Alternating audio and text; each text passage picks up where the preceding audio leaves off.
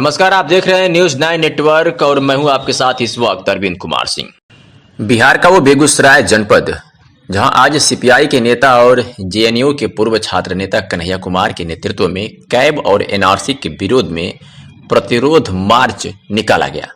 शहर के collegiate school से निकले ये प्रतिरोध मार्च मुख्य बाजार पटेल चौक होते हुए जीडी कॉलेज पर जाकर खत्म हुआ।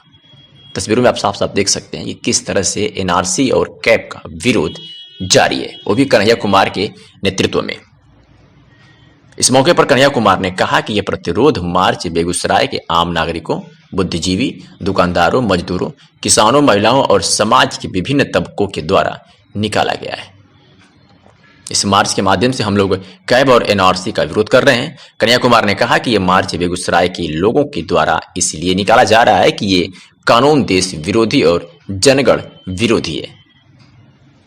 क्या है आज इस मार्च को जहां हम खत्म करेंगे जीडी कॉलेज के सामने जो सीएबी की कॉपी है उसको हम लोग जलाएंगे, क्योंकि बेगूसराय के आम लोगों का यह मानना है कि यह मार्च इसलिए निकाला जा रहा है कि सीएबी जो अब सीएए हो चुका है, दरअसल वो एक देश विरोधी कानून है, एक जनगण विरोधी कानून है। जनगण विरोधी कानून इसलिए है जब देश की जनता भूख से तड़प रही है, लोगों के किचन में प्याज नहीं है, लोग समाज में प्यार और भाईचारा से रहना चाहते हैं, उस वक्त डॉक्यूमेंट मांगकर यह सरकार आम लोगों को आपस में लड़ाना चाहती है, देश की एकता और अखंडता को तोड़ना चाहती है। इसीलिए हम लोग नारे को बुलंद कर रहे हैं कि हिंदू, मुस्लिम, सिख, ईसाई आपस में हैं भाई भाई, भारत माँ के 4 सिपाही, हिंदू, मुस्लिम, सिख, ईसाई।